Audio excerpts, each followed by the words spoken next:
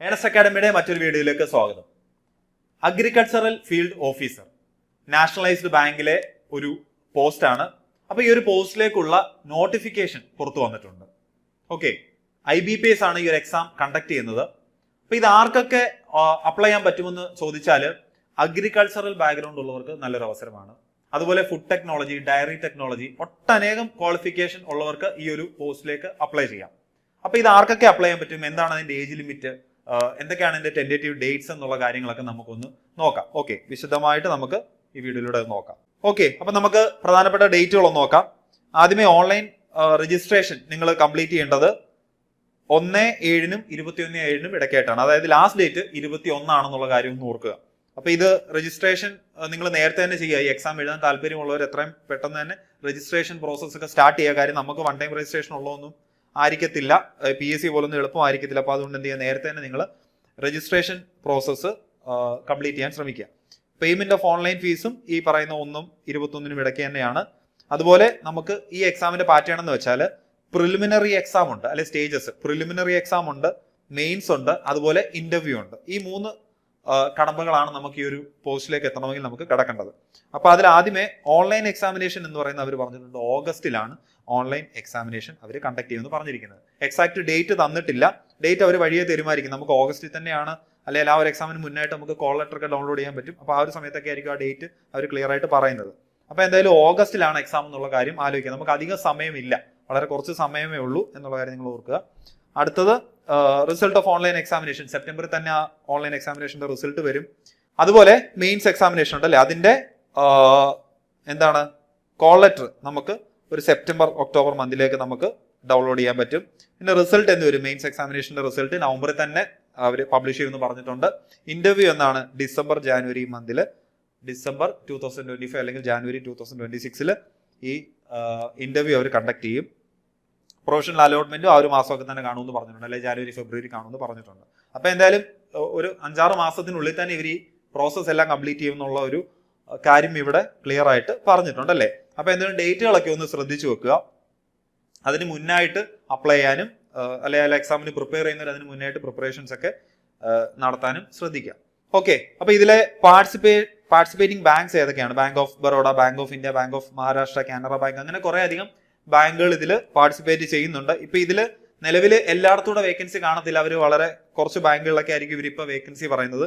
പക്ഷേ വേക്കൻസി ഒക്കെ എന്താണ് ചേഞ്ച് ആവാനുള്ള സാധ്യത ഉണ്ടെന്നുള്ള കാര്യമാണ് നമ്മൾ മനസ്സിലാക്കേണ്ടത്. ഓക്കെ, പിന്നീട് ഇതിന്റെ ഏജ് ലിമിറ്റ് എന്ന് പറഞ്ഞാൽ മിനിമം 20 years, മാക്സിമം 30 years ആണ്. അപ്പൊ 20 to 30 years ആണ് ഇതിന്റെ ഏജ് ലിമിറ്റ് എന്നുള്ളത് ഓർക്കുക.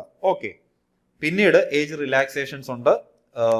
ഷെഡ്യൂൾഡ് കാസ്റ്റ്, ഷെഡ്യൂൾഡ് ട്രൈബിന് 5 years, അതർ ബാക്ക്വേർഡ് ക്ലാസ്സസിന് 3 years, പിന്നെ പേഴ്സൺ വിത്ത് ബെഞ്ച് മാർക്ക് ഡിസബിലിറ്റി 10 years, എക്സ് സർവീസ് 5 years. ഈ രീതിയിൽ ഏജ് റിലാക്സേഷൻ ഉണ്ടെന്ന് ഉള്ള കാര്യം ഒന്ന് ശ്രദ്ധിക്കുക. ഓക്കെ, അടുത്തായിട്ട് എഡ്യൂക്കേഷണൽ ക്വാളിഫിക്കേഷൻ. ഇപ്പൊ ഇത് ആർക്കൊക്കെ അപ്ലൈ ചെയ്യാൻ പറ്റുമോ നമുക്ക് നോക്കാം. 4-year ഡിഗ്രി ഇൻ അഗ്രികൾച്ചറുകാർക്ക് പറ്റും, ഹോർട്ടിക്കൾച്ചർ, ആനിമൽ ഹസ്ബൻഡറി, വെറ്റിനറി, അതുപോലെ കുറെ അധികം ക്വാളിഫിക്കേഷൻ ഉണ്ട്. അപ്പൊ നിങ്ങൾ നോക്കുക.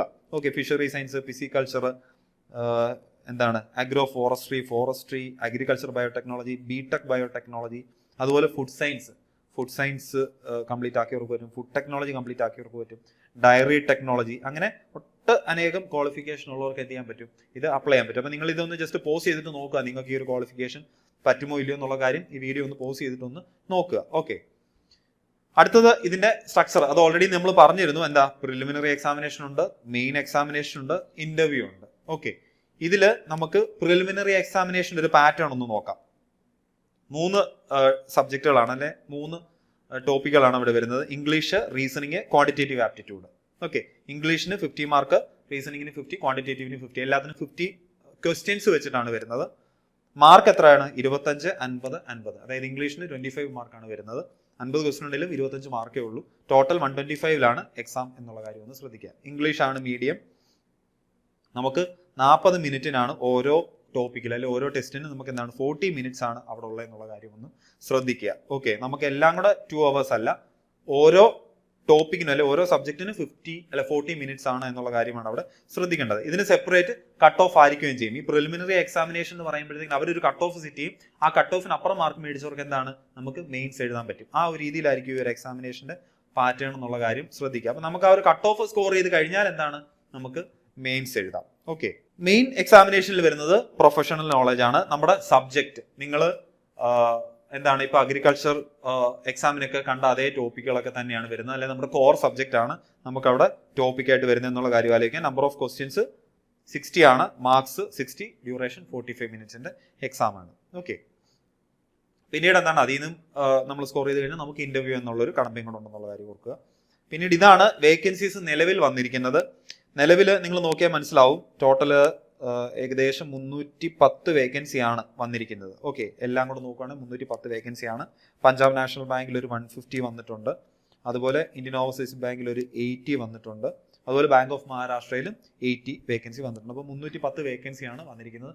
ഈ വേക്കൻസി എക്സാക്ട് നമ്പർ ഒന്നും ആയിരിക്കത്തില്ല, ഇതിൽ നിന്നും കൂടാനുള്ള സാധ്യതയൊക്കെ ഉണ്ട്. അപ്പോൾ നിങ്ങൾ ഈ വേക്കൻസി കണ്ടുകൊണ്ടൊന്നും പ്രിപ്പയർ ചെയ്തിരിക്കേണ്ട. നിങ്ങൾക്ക് ഈ ക്വാളിഫിക്കേഷൻ ഉണ്ട്, നിങ്ങൾ ഈ ഒരു ഏജ് ലിമിറ്റിനകത്ത് നിൽക്കുന്ന ആളാണ്, നിങ്ങൾ ഇതിന് എലിജിബിൾ ആണെങ്കിൽ നിങ്ങൾ എന്ത് ചെയ്യണം, ഈ എക്സാം അറ്റൻഡ് ചെയ്യണം. അപ്പോൾ ഓക്കെ, ഇത് എല്ലാ വർഷമൊക്കെ വിളിക്കുന്ന എക്സാമാണ്. 2023, 2024 ഒക്കെ വിളിച്ചിട്ടുണ്ട്. അപ്പോൾ ഇനിയും ഈ എക്സാമുകൾ വരും, നമ്മൾ എന്ത് ചെയ്യുക, ഇതിനുവേണ്ടി പ്രിപ്പയർ ചെയ്തുകൊണ്ടിരിക്കുക. പിന്നീട് ഉള്ളത് application fees and intimation charges ആണ്. ആപ്ലിക്കേഷൻ ഫീ എത്രയാണ് വരുന്നത്? 175 ഫോർ SC/ST PWBD കാൻഡിഡേറ്റ്സ്, അതുപോലെ 850 ഫോർ ഓൾ അതർ കാൻഡിഡേറ്റ്സ് ആണ് എന്നുള്ള കാര്യം ഒന്ന് ഓർക്കുക. 850 ആണ് എക്സാം ഫീ എന്ന് പറയുന്നത്. അപ്പൊ നിങ്ങൾക്ക് അപ്ലൈ ചെയ്യാനുള്ള വെബ്സൈറ്റ് ആണ് ഈ കൊടുത്തിരിക്കുന്നത്. ഈ വെബ്സൈറ്റും ഇതിന്റെ നോട്ടിഫിക്കേഷൻ ഡീറ്റെയിൽസ് ഞാൻ ഡിസ്ക്രിപ്ഷൻ ബോക്സിലൂടെ ആഡ് ചെയ്തേക്കാം. ഓക്കെ, അപ്പൊ ഏണസ്റ്റ് അക്കാഡമിയിൽ ഈ അഗ്രികൾച്ചറൽ ഫീൽഡ് ഓഫീസറിന്റെ പ്രിലിംസിന് വേണ്ടിയുള്ള ഒരു ക്രാഷ് ബാച്ച് നമ്മൾ സ്റ്റാർട്ട് ചെയ്യുന്നുണ്ട്. ഓക്കെ, നമുക്ക് ചുരുങ്ങിയ സമയമേ ഉള്ളൂ, എന്നാലും നമുക്കൊരു ക്രാഷ് ആയിട്ട് ഈ ഒരു എക്സാമിന്റെ സിലബസ് ഒക്കെ മനസ്സിലാക്കി ഏറ്റവും ഇമ്പോർട്ടന്റ് ആയിട്ടുള്ള ടോപ്പിക്കുകൾ നമ്മൾ കുറച്ച് റെക്കോർഡഡ് ക്ലാസ്സുകളും കുറച്ച് ലൈവ് പ്രാക്ടീസ് സെഷനുമായിട്ട് നമ്മൾ പ്ലാൻ ചെയ്യുന്നുണ്ട്. അപ്പൊ എന്താണ്, നമ്മുടെ കോഴ്സിനെ പറ്റി കൂടുതൽ അറിയണമെങ്കിലും കോഴ്സിൽ ജോയിൻ ചെയ്യാൻ താല്പര്യമുണ്ടെങ്കിലും നമ്മളെ കോൺടാക്ട് ചെയ്യാവുന്നതാണ്. ഓക്കെ, അപ്പൊ നമുക്ക് എന്താണ്, നിങ്ങൾ കുറെ അധികം എക്സാമുകളൊക്കെ പ്രിപ്പയർ ചെയ്ത് നിങ്ങൾ അത് അറ്റൻഡ് ചെയ്തിട്ടൊക്കെ ഇരിക്കുകയാണ് അല്ലേ. ഫുഡ് സേഫ്റ്റി ഓഫീസർ അല്ലെ അഗ്രികൾച്ചർ ഓഫീസർ പോലുള്ള എക്സാമുകളൊക്കെ പ്രിപ്പയർ ചെയ്ത് നിങ്ങൾ ഇരിക്കുന്നവരുണ്ട്. അപ്പൊ നിങ്ങൾ എന്താ ചെയ്യേണ്ടത്, നിങ്ങൾക്ക് ഇനിയും നിങ്ങൾ ഈ പഠിച്ചത് വെച്ചിട്ട് നിങ്ങൾക്ക് വേറെ ഏതെങ്കിലും ഒരു എക്സാമിന് അറ്റൻഡ് ചെയ്യാൻ പറ്റുമോ ഇല്ലോ എന്നുള്ള കാര്യം നോക്കണം. ഏകദേശം ആ സിലബസ് ഒക്കെ വരുന്ന എക്സാമുകൾ ഉണ്ടോ, അല്ലെങ്കിൽ സെയിം ക്വാളിഫിക്കേഷൻ വെച്ചിട്ട് മറ്റ് എക്സാമുകൾ വിളിക്കുന്നുണ്ടോ ഇല്ലോ എന്നുള്ള കാര്യങ്ങളൊക്കെ ശ്രദ്ധിക്കുക. അതിപ്പോൾ കേരള PSC ആയാലും കൊള്ളാം, സെൻട്രൽ ഗവൺമെന്റിന്റെ ഏതെങ്കിലും എക്സാം ആയാലും കൊള്ളാം, അല്ലെങ്കിൽ ബാങ്ക് നടത്തുന്ന എക്സാം ആയാലും കൊള്ളാം. നിങ്ങൾക്ക് നിങ്ങളുടെ ഈ ഒരു പഠനത്തിനെ നിങ്ങളെ ഹെൽപ്പ് ചെയ്യുന്ന തരത്തിൽ നിങ്ങൾക്ക് മറ്റ് എക്സാമുകൾ നിങ്ങളുടെ മുമ്പിൽ ഉണ്ടോ എന്നുള്ള കാര്യം നിങ്ങൾ ശ്രദ്ധിക്കണം. അങ്ങനെ ഏതെങ്കിലും എക്സാമുകൾ ഉണ്ടെങ്കിൽ നിങ്ങൾ എന്ത് ചെയ്യണം, അത് യൂട്ടിലൈസ് ചെയ്ത് അത് പ്രിപ്പയർ ചെയ്ത് പോയി എഴുതണം. അപ്പൊ നമുക്ക് ഒരു എക്സ്പീരിയൻസ് കിട്ടും, നമ്മൾ കുറെ ക്വസ്റ്റ്യൻസ് കൂടെ കാണും, പുതിയ പാറ്റേണിലുള്ള കുറെ ക്വസ്റ്റ്യൻസ് കാണും, അങ്ങനെ ഒത്തിരി പ്രയോജനം നമുക്ക് ഉണ്ടാവും. ഓക്കെ, അപ്പൊ എന്തായാലും നിങ്ങൾ ഒരു ഗവൺമെന്റ് ജോലി ആഗ്രഹിക്കുന്നവരൊക്കെ ആണെങ്കിൽ ഏതെങ്കിലും ഒരു എക്സാം എന്ന് പറഞ്ഞിട്ട് നമ്മൾ ഒരു എക്സാം വന്നു അത് ടഫാണെന്ന് പറഞ്ഞിട്ട് നമ്മൾ നിർത്താതെ ബാക്കിയുള്ള എക്സാമുകൾക്ക് വേണ്ടി പ്രിപ്പയർ ചെയ്യാൻ നിങ്ങൾ ശ്രദ്ധിക്കുക. അപ്പൊ എല്ലാവർക്കും all the best. Thank you.